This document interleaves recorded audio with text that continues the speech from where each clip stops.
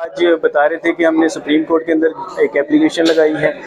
इसके अलावा उन्होंने ये बताया कि आईजी साहब को हमने कल एक एप्लीकेशन दी थी। सेकेंडली जी, जो लीगल जो इसमें हमारे जो नेक्स्ट वो है वो फेजेस जो हैं वो सब क्लियर आउट कर रहे थे। अच्छा, ये बताएं कि जो 10 मुल्ज़मान अदालत में एक तो रिहा कर दिए, आप समझते हैं कि वाकई उसका कोई रोल नहीं था? अगर रोल नहीं था तो फिर उन्हें पकड़ कर लाना ही नहीं चाहिए था। देखिए, जो सी क्लास की जो चालान आया, मेरा ख्याल है कि उससे पुलिस का रवैया आपके सामने है और केस को क्लोज करने की पूरी कोशिश की गई, लेकिन हमने और अच्छी बात यह है कि मजिस्ट्रेट साहब ने उस चालान को फ़िलहाल अप्रूव नहीं किया और अभी हम उस पर फर्दर प्रोसीडिंग करेंगे। अच्छा, आप समझते हैं कि तफ्तीशी अफसर अंडर प्रेशर है या कोई और मामला है जो कि उन्होंने सी क्लास चालान पेश किया है जबकि ज़हीर से कोई तफ्तीश भी नहीं हुई? देखिए, इसमें बहुत सारी चीज़ें ऐसी हैं जो मेन तफ्तीशी अफसर थे सईद साहब, उन्हें तब्दील किया गया, क्यों तब्दील किया गया, ये भी क्वेश्चन है। अभी जो आईओ आए हैं, ये मेरे साथ इनका बिल्कुल कोई राब्ता नहीं है, कभी भी नहीं हुआ इनके साथ। अभी पुलिस, इवन जो पुलिस ने जो अपनी फाइनल रिपोर्ट है चालान के अलावा, वो अभी तक हमें उस तक रसाई नहीं दी गई। तो हम इस सब चीज़ों के अगेंस्ट हम गए हैं कि ये दोबारा से फिर इन्वेस्टिगेशन की जाए और आईओ जो है वो उसके ऊपर हमें एतमाद नहीं है, वो आईओ को चेंज किया जाए। ये रिक्वेस्ट हमने आईजी साहब से को की है। सर क्या समझते हैं, सर क्या कहेंगे, क्या समझते हैं पुलिस को क्या बर्खास्त करेंगे? पुलिस का रवैया जो आप हम सब देख रहे हैं, आपने कल आईजी को आईजी ने एक बहुत बड़ा जिम्मेदार शख्स से इसे वालिद साहब जो है वो कई दिनों से जो लगे हुए हैं अपनी बच्ची के इंसाफ के लिए, लेकिन एक बड़ा सरबराह के तौर पे आप पुलिस का बोल ये कह रहे हैं कि केस खत्म हो गया। आप क्या कहेंगे, उसको मायूसी होती है? देखिए, बिल्कुल उन्हें ऐसे नहीं बोलना चाहिए था, क्योंकि केस तो ट्रायल कोर्ट में चल रहा है, प्लस हमारे पास लीगल ऑप्शन तो कहीं भी खुले हैं।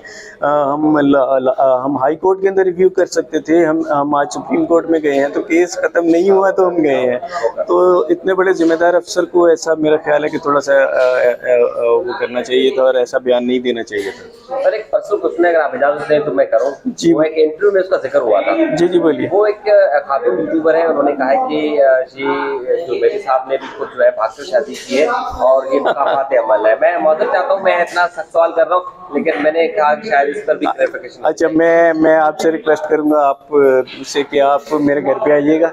मैं अपनी शादी की वीडियो जो पड़ी है वो टीवी पे लगाऊंगा। मेरी शादी में फिरदौस आशिका वान साहिबा भी आई थी। मेरा ख्याल है 1000 से ज़्यादा बंदा वलीमे में मौजूद था। और जिस तरह ख़ानदानी शादी होती है बड़ी रिस्पेक्टफुली, मेरी पुप्पो के घर मेरी शादी हुई थी और मैं अभी तो इन-लॉज़ के पास ही रह रहा हूँ। अगर मैंने भगा कर शादी की होती तो मैं इन-लॉज़ के पास ना रह रहा था। सेकेंडली मेरे पास अपनी शादी के तमाम एविडेंसेस हैं, वीडियो है, तो ये मेरा ख्याल है उनको शट डाउन कॉल करने के लिए काफ़ी है। अच्छा, तो ऐसे जो यूट्यूबर्स होते हैं जो मिस इन्फॉर्मेशन फैलाते हैं, उनके लिए कोई मैसेज देना चाहते हैं?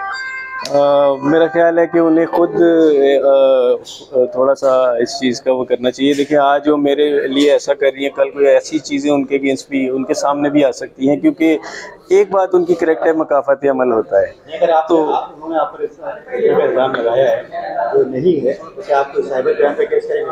देखिए, उन्होंने मेरे पर बहुत सारे इल्ज़ाम लगाए। मैं कुछ तो यहाँ मतलब उन्होंने मुझे ये कहा जी कि सबसे पहले वो शुरू हुई कि मेरे ऊपर FIA के केसेस हैं। मैंने उन्हें एक लीगल नोटिस उस वक्त इशू किया था और मैंने उसमें ये कहा था कि अगर मेरे ऊपर FIA के केसेस को छोड़े, अगर मेरे ऊपर कोई पुलिस में कोई केस हो, किसी और कानून साज इदारे में कोई केस हो, तो उसे साबित करें। वो उसे साबित नहीं कर सकी। अब वो पर्सनल चीज़ों पे आ गई। उसके बाद यहाँ तक बोला गया जी मैं बेसिकली मैं कादियानी हूँ और मेरी वाइफ भी नॉन मुस्लिम है। अल्लाह का शुक्र है जी, हम मुसलमान हैं, बाई बर्थ मुसलमान हैं और हम लोग सैयद हैं। सेकेंडली, मैं इस चीज़ को, अगर बिलफर्ज ये सीन किसी कादियानी के साथ हुआ होता है ऐसा वाक़या, तो क्या वो इंसान नहीं होते? मैं तो बीइंग ह्यूमैनिटी बात कर रहा हूँ, लेकिन इसके बावजूद मैं ये क्लियर आउट करना चाहूँगा, मैं अल्हम्दुलिल्लाह बाई बर्थ हम लोग मुसलमान। अच्छा, आप पर ये भी इल्ज़ाम है कि फाइनेंस जो है बाहर फंडिंग वगैरह हो रही है, क्या वाकई ऐसा कुछ है? देखिए, मैंने इस सिलसिले से मेरी वाइफ ने भी एक बड़ा क्लियर वीडियो मैसेज दिया था कि ऐसा नहीं है। सेकेंडली, देखिए मैं और मेरी बड़ी क्लोज़ फैमिली जो है उन्होंने मुझे सपोर्ट किया है, उसे फंडिंग नहीं बोलते। अगर मुझे मेरा कज़न दे देता है, क्योंकि मैं एक इंसान पर्सनली कितने इदारों से कितनी जगह पे लड़ सकता है। यकीनी तौर पे जो है वो मैडम शैला रज़ा ने हमें गवर्नमेंट ऑफ सिंध ने इस सिलसिले से जो लीगल टीम्स दी थी, लेकिन उसके अलावा जो बेतहाशा अखराजात इस सिलसिले से आए वो मेरी बड़ी क्लोज़ मेरे कज़न्स जो हैं उन्होंने मुझे दिए, और उसे फैमिली मैटर कहा जा सकता है, फंडिंग नहीं बोला जा सकता। ठीक है। मैंने किसी भी फार्म पे फंडिंग की रिक्वेस्ट नहीं की, मुझे बड़ा क्लियरली बोला जाता रहा है कि आप एक कॉल दें और हम आपको, लेकिन मैंने ऐसा कुछ भी नहीं कहा, और हमेशा मैंने यही कहा कि मुझे ज़रूरत नहीं है क्योंकि मेरी फैमिली मेरे साथ खड़ी है। सर एक दुआ के लिए कोई पैगाम देंगे? ज़ाहिर है वो सारी वीडियोस अगर वो सुन रही होगी, कहा जाता है कि देखते भी हैं सुनते भी हैं, तो आप हर जगह हर फोरम पे मारे फिरें, बेटी के लिए कोई पैगाम देंगे? कहीं वो क्राइसिस में वो फंसी? देखिए, मुझे तो अभी भी ये यकीन नहीं है कि वो ये वीडियोस या ये इंडिपेंडेंटली वो देख रही है, लेकिन अगर वो ये वीडियो या मेरा कोई मैसेज उस तक पहुंचे तो मैं कहता हूं कि दुआ ज़हरा को थोड़ा सा इस सिलसिले से ब्रेव बनना पड़ेगा, उसे एक इंडिकेशन या उसे एक मैसेज देना पड़ेगा।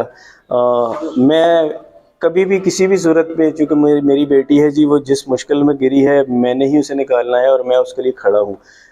मेरे पास जो कानूनी ऑप्शंस मौजूद हैं मैं उसे यूज़ कर रहा हूँ, और हमारा यही मकसद है कि हम उसे यहाँ ले आएँ और वो अपने ऊपर जो दबाव है वो हटा के वो एक इंडिपेंडेंट बयान दे। ठीक है, थैंक यू सर।